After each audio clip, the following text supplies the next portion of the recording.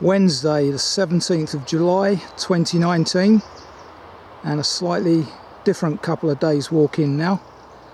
I'm on holiday down in North Exmoor, borders of North Devon, on the Selworthy estate, staying here at Honeycote House. So it's another HF holiday, and I'm about to undertake 11 miles, one of their route cards called the Villages, Beach, Beacon and Coastal Path. It's one of their harder walks. Thought I'd kick off in the right vein, but also taking into account the weather, which is a bit mixed today after a glorious journey down yesterday. So if I get the longer walks done while it's not raining, which is forecast latter part of this afternoon, then that might be a good idea. Anyway, I've done these walks before, as regular viewers will know. Not these ones down here, but HF walks, and they're usually very good. And I think today's one encompasses one of ITV's top 100 walks. This particular walk, I believe, was about number 6, so it should be good. Anyway, it's 10 o'clock. I'm anticipating about 7 hours walking today, simply because of the terrain, up and down. So this will be a bit of a shock to my legs today, because I'm not used to this in the southeast anyway. Not used to this sort of 1,500 metre ascent. Right, let's press on.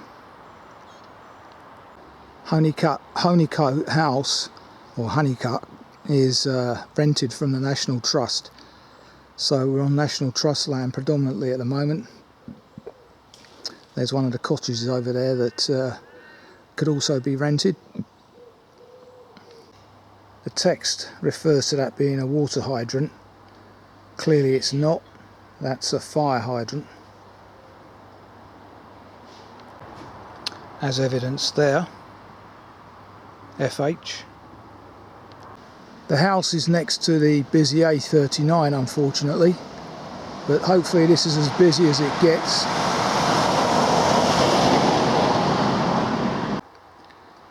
Gently ascending through a very pleasant tree tunnel.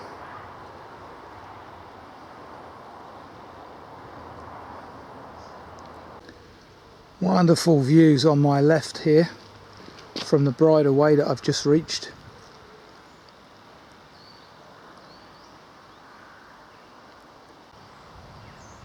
Look at that, wonderful. As I say, shame the sun's not in full glory today, but at least it's not raining, it's not cloudy yet. Yeah, my good old muckers down there. Sure I'll encounter them today at some point. Ideal terrain for cattle. Wonderful sunken lane this, but you definitely need boots or ankle protection.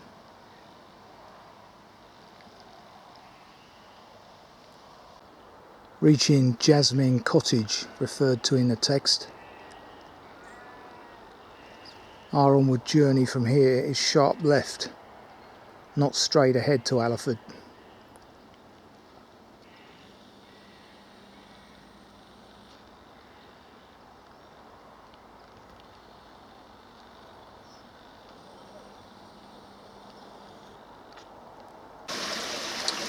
Wonderful pack horse bridge down here in the hamlet of Allerford.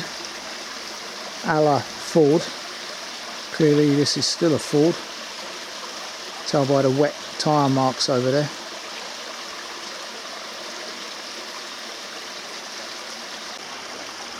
Wonderful setting here. Pack horse B&B next to the pack horse bridge, of course. The Rural Life Museum and Post Office referred to in the text is now Allerford Club. So text must have been written some time back.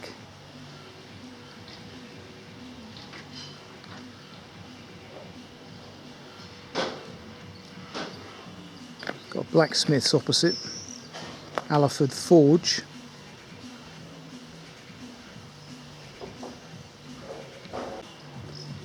National Trust workings, of course.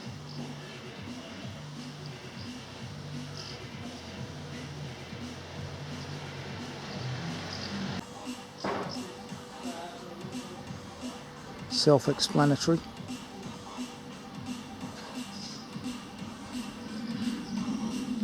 In fact, the Rural Life Museum's on my right. Looks like it's undergoing refurbishment at the moment.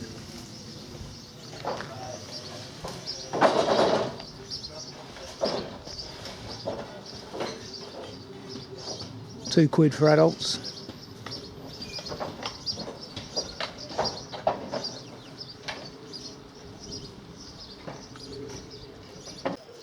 And in fact the post office is still around, just to come a bit later in the text than I anticipated. Here we find one of those wonderful community orchards. Look at that. They've left it wildflower meadow. Absolute haven for wildlife. Fantastic.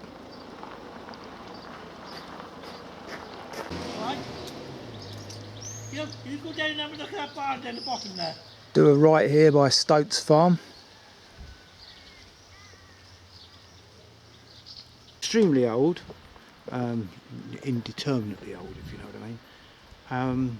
It's got very. If you look, the walls are beautifully done. Yeah, they the are. is beautifully done, and it's now been restored internally, as was. So the whole cow byre and everything are there. It's a cow barn, is it? Yeah. Yeah. Well, originally it was cows. It would be cows underneath and hay on top, almost. Oh right, we were wondering what that was, Yeah, because I'm staying up at Honeycutt, and there's a similar building there. Yeah, what they call around here a linhay.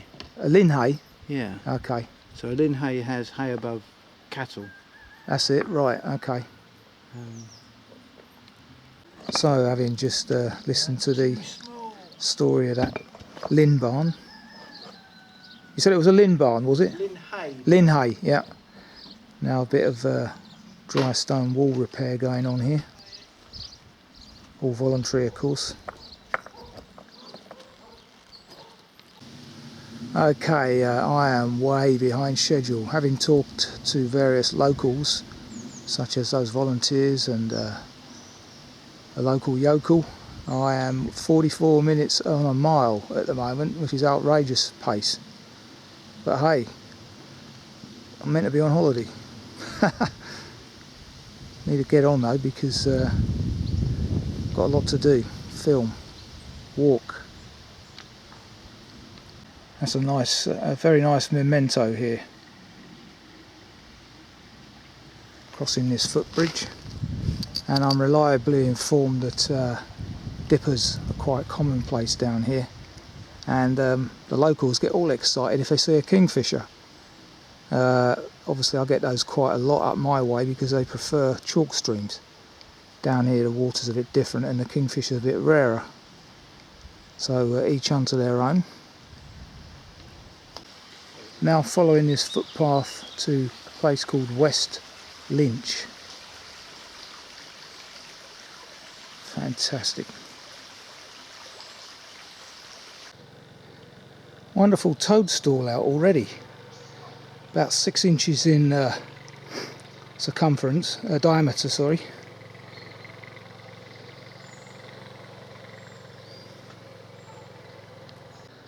Reaching a 4-way finger post, take the left path, Bossington.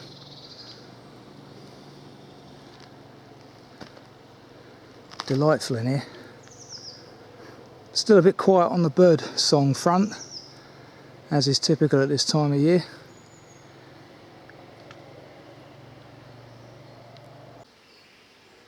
Still following the footpath to Bossington, having just crossed over a small stream. 11 o'clock now. About an hour's walking. Lovely vista here on my left. and I think I made the right option not climbing Selworthy today. Slightly hazy up there by the looks of things. Well, that's not Selworthy, that's not Dunkery, but it's a higher point. Selworthy Beacon is what I meant, which is over that way, by the way.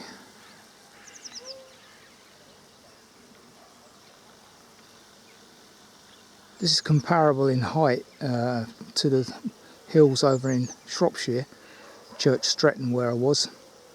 Dunkery being about 500 metres, 1500 foot. So comparable to the Peak District. Lovely woodland up on the hills. Wildflower meadows elsewhere. Typical National Trust maintenance. Wonderful. Such a shame we have to rely on them to get benchmarks of good practice, really. Now pass over the river, cross this wooden footbridge into a car park.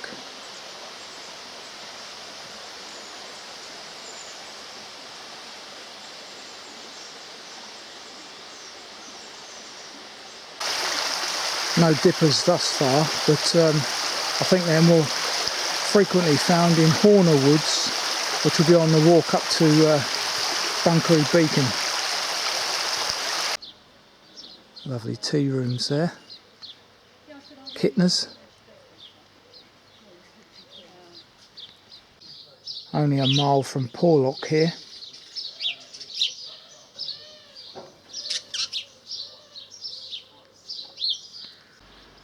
Passing Bossington Farm.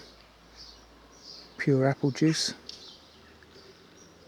Oh, there you go, they haven't got any at the moment. None back in stock till September. Which is pretty handy for the school holidays, really, isn't it? When you'd think they'd be making hay while the sun shines, if you excuse the analogy.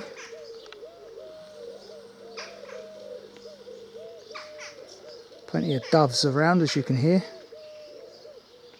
Unfortunately, though, not the turtle dove variety, the common collards. So as you can see, we're now on the coast path. Not sure if this is yet designated English coast path, don't think so, but in any case it will be. And we're only 3 miles to Porlock Weir via this route.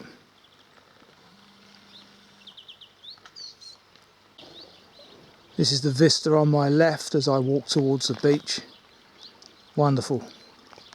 Elevation whilst I'm walking down in the lowlands, so to speak. And now the sea comes into view over at Porlock Weir, I believe. Always reminds me of I don't know, Lorna Doone and such great novels.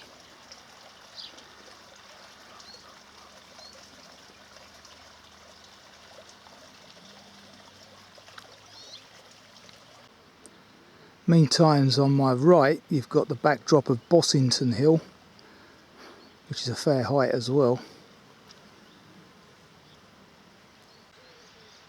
It's around 250 metres, half the height of Dunkery.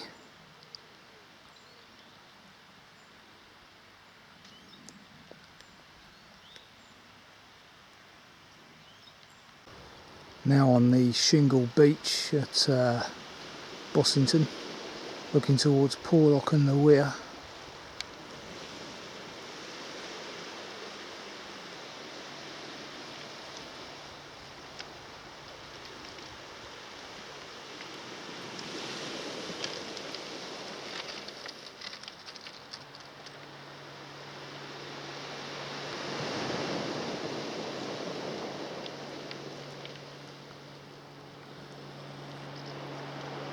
And the route I've just walked. Bossington and Hurlestone Point ahead of me.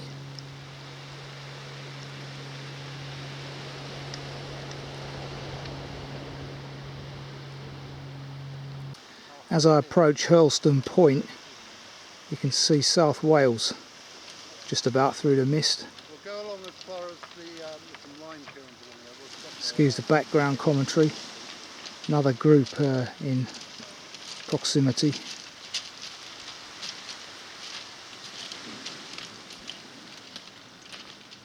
There's Hurlestone Point. Luckily these shingles are quite large. Gardener's dream. But unlike those that on the Norfolk coast path over near Sheringham, or just before Sheringham, which is about 4 miles between Cley and Sheringham. It's a tough old walk that. This isn't too bad. A final view back of the curved bay here at Bossington, with the hills of Exmoor behind it.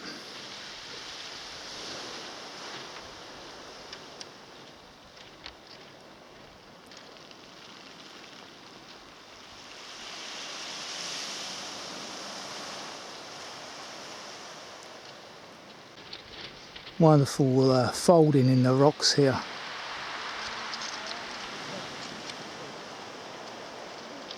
I know sandstone's around, but I don't know what this rock is.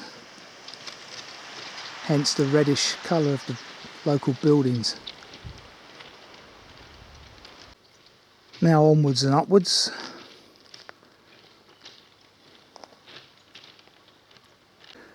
First style of the day as we ascend Bossington Hill.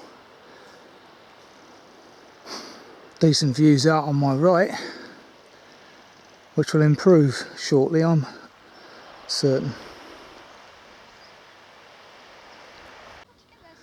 Now at National Trust's Hurlestone. How did you do that? So ignore all paths off. Now on the coast path to Minehead, 4.5 miles hence.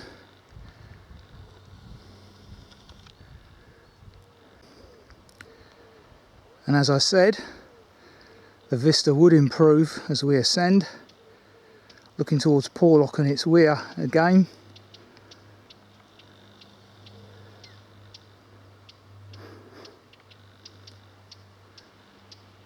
Fantastic, even without the sun. You can hear that wren in the background. Warning note. This is our onward journey. Lovely purple heather, yellow gorse. Fantastic.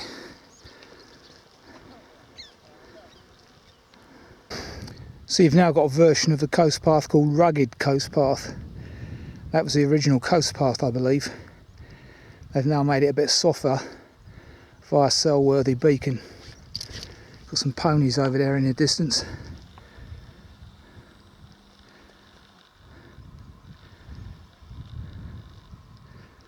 Wild Exmoor ponies.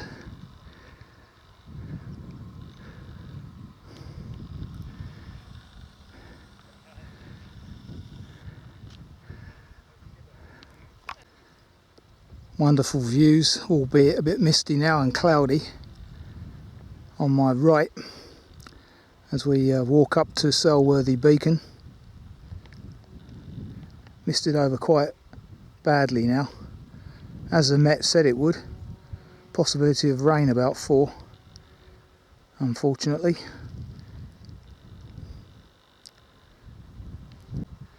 It's a grassy track across moorland now. They've already started cutting the barley down here. Noticed it on the bus yesterday. Some fields are already cut and baled. So a little bit ahead of us up in Hertfordshire, bearing in mind that field on the Coddycut Walk, I reckon that will have been cut by now. Views back down on Porlock, probably for the final time now, Look how that low cloud's coming in. Very definitely made the right decision today not to do Dunkery, because I'd have been up in that now. Amazing. It's crept in during the morning. You got some fire afflicted gorse here. Such a shame when that happens. Usually down to man. Chucking bottles in there, perhaps magnification, etc, etc.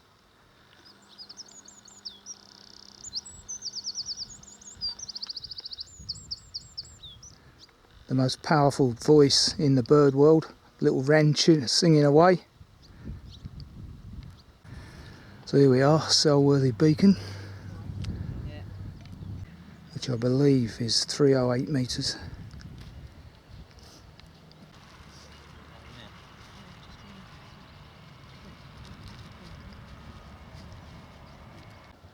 So you come down from Selworthy along this little track and rejoin the coast path here, turning right now.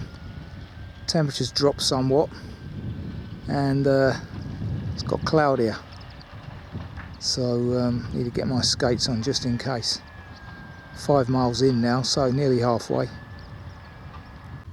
It's interesting because wherever that is in South Wales opposite is basking in sunshine.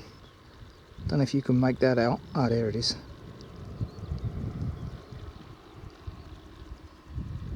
Industrial area.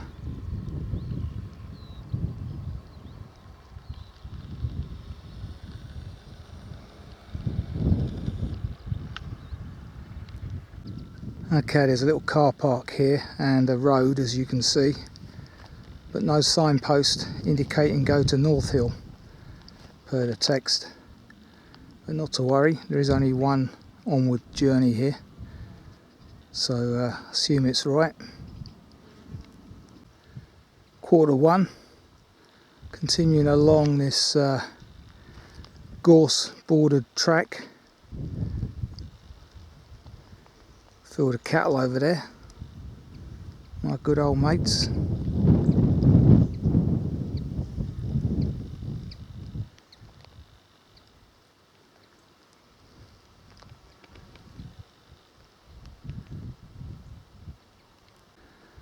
Wonderful banked up gorse section here,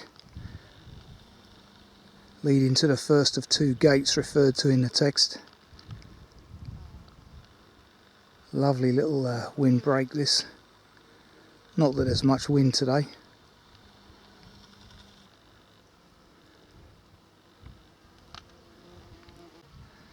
Now leaving the Honeycut estate, which as you can see is quite extensive. 5,000 hectares apparently. Not sure how that equates to acres, but massive estate that's formerly owned by the Ackland family. More wild Exmoor ponies, which seem very similar to the ones in the New Forest. Obviously different to the ones up on the Shropshire hills, because they're white. Welsh ponies. Not sure what these are.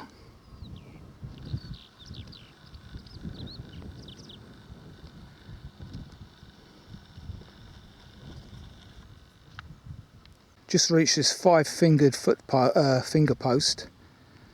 We turn right here into the small car park, as you can see.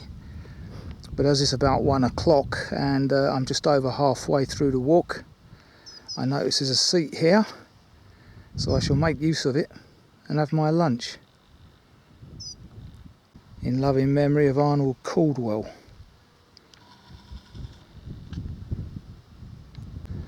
And this is the vista that he once had and I'm about to enjoy, albeit a bit hazy right now.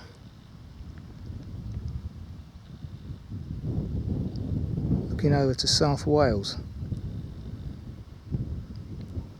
Okay, lunch has been had, 14:07 now. Getting a bit grey over there, but no rain forecast by all accounts. Looking down at the village of Woodcombe, which is where I'm headed, down that valley.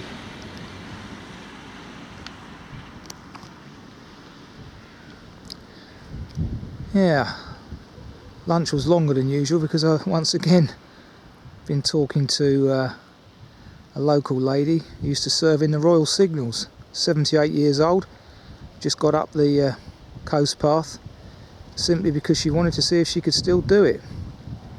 Fair dues. There's a bit of coast over there as well, I notice now.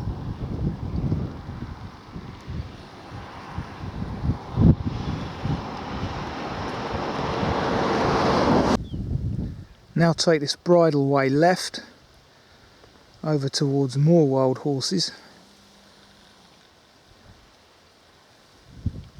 in the bracken. Signpost marked Woodcombe. It's very damp air now, I notice. Sort of salty dampness to the air. I hope that doesn't affect my camera here. Got enough problems with that at the moment as it is. One of the National Trust's belted galloways, which I'm not particularly worried about, having spoken to that herdswoman down at Box Hill that time. I know they're quite docile.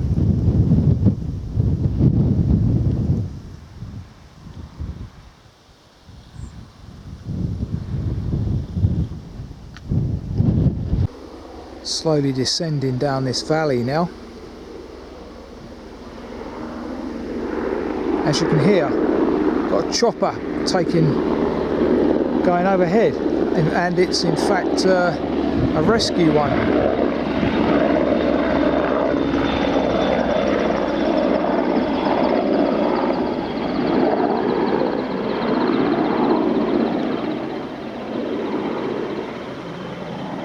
Oh dear, wonder what's gone wrong somewhere.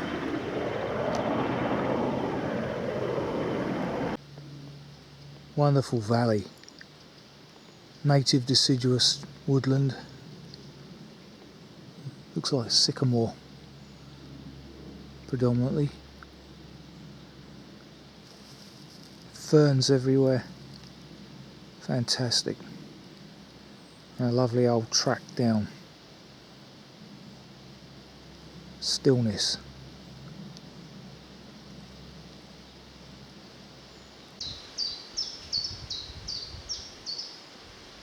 A lone chiff-chaff sings up there somewhere.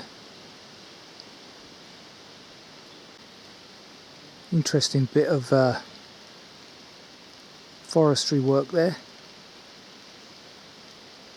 And I do believe it's raining.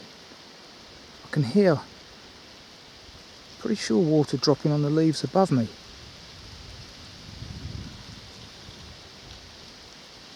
Information here about the management of these woodlands.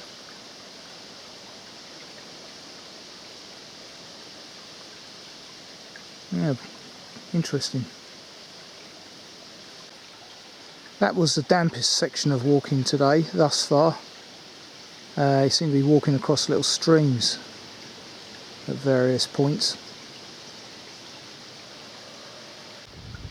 What a wonderful example of that giant rhubarb type plant.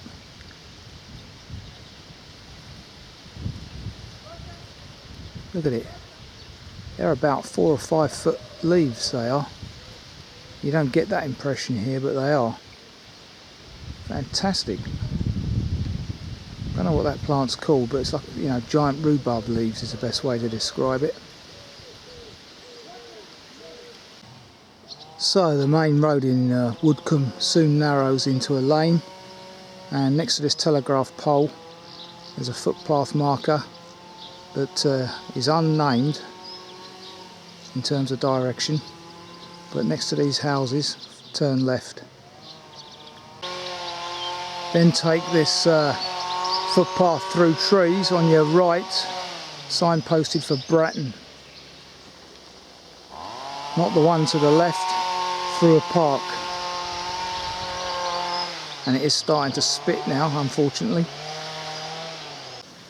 Crossing over a little concrete bridge here. Again, while it's spitting, I'm under tree cover, fortunately enough. Little bench here.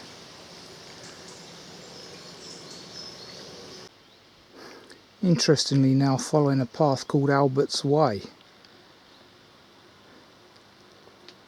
Must be a local.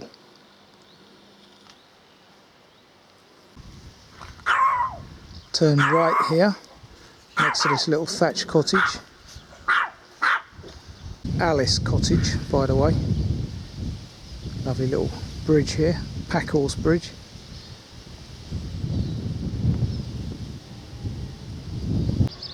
Passing Bratton Court Farm. It's got some wonderful windows over there.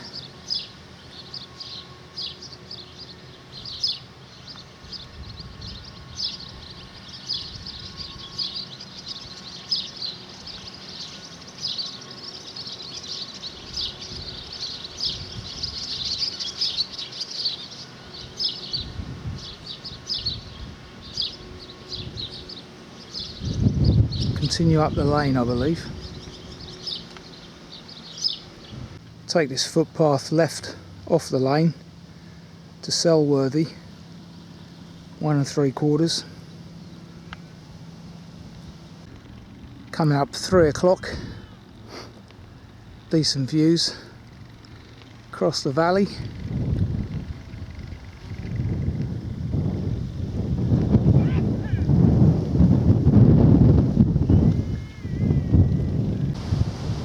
Good use of solar panels down there to heat that farmhouse. Spotting with rain again as I speak. The sun's out but it's spitting. Lovely valley views here on the edge of Selworthy now.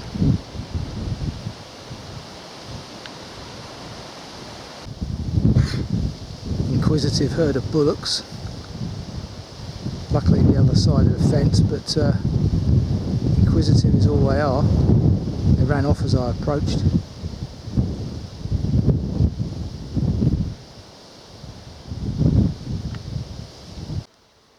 No opportunities for passing on this lane into Selworthy. Notice how the verges are necessarily kept nice and tight, because they have to be. Not like some of the counties in the southeast, which viciously cut them down willy-nilly. What a lovely butterfly that is. Got no idea what it is. Can't see the wings fully opened. Gone. Wonderful.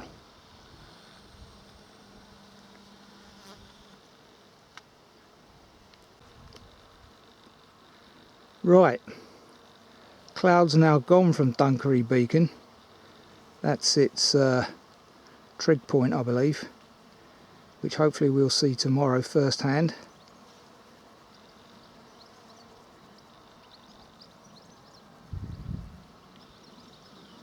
In the background here you can hear the hum of bees all over the place. Wonderful, considering how scarce they are up our way. And a raven somewhere in the background.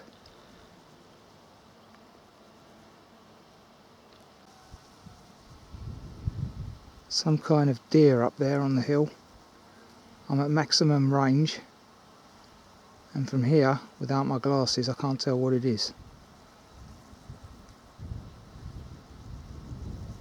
See, on Exmoor it's famous for its stags. Red deer, isn't it? But I can't, as I say, can't confirm what that is at the moment. And that raven's still making its noises up there somewhere. There it goes.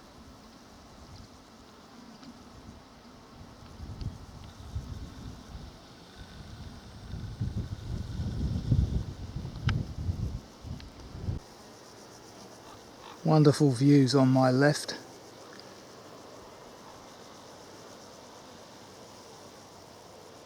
Get a better view of the vista on my left now.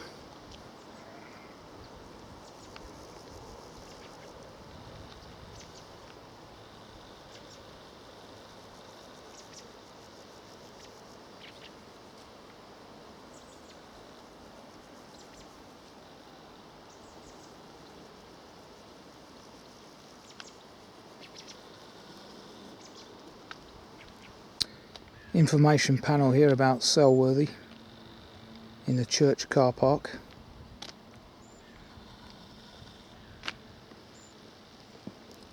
From whence there are some decent views.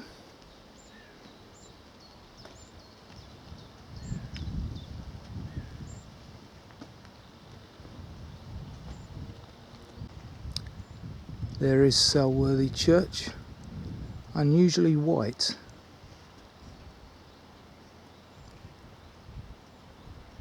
Must find out why that is. So here we are, All Saints, Selworthy.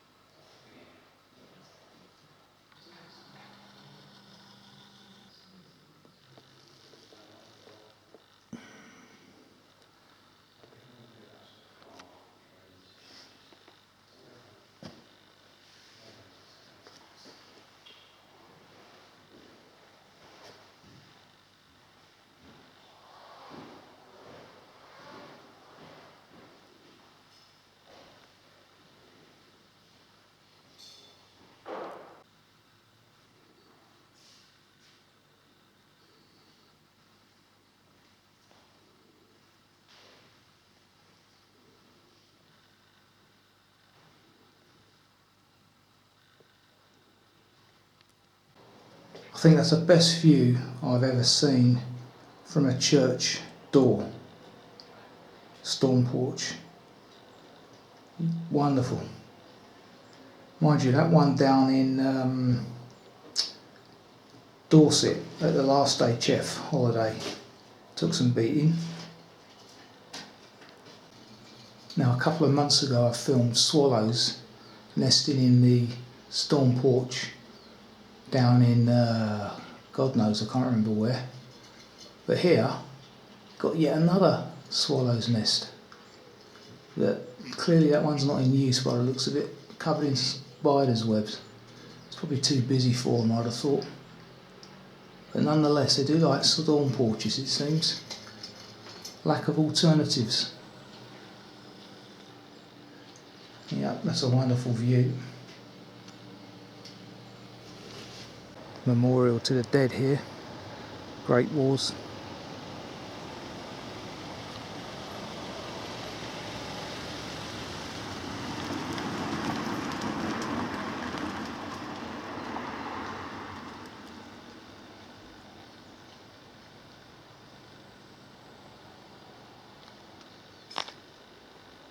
Selworthy Green.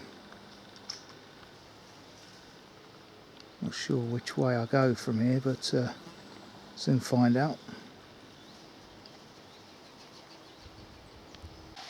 Nice tea room over there.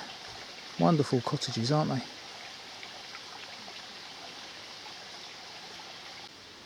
And there's another one. That's where the gift shop is. And another. That one, Bowl Cottage. All rented out by the trust. You can tell by their colours. That sort of magnolia and thatch. There's the VR post box referred to in the text. Pretty much what you expect in this village. Okay, the sign for Allerford could be easily missed. It's next to this fire hydrant, as we started with earlier, and it's footpath 51 there. But it's in the ivy, and not what you'd expect it to be.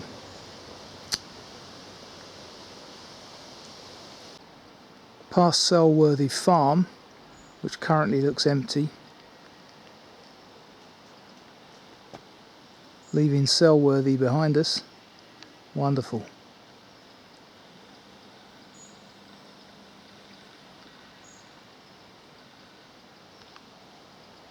Halloween's a long way off yet.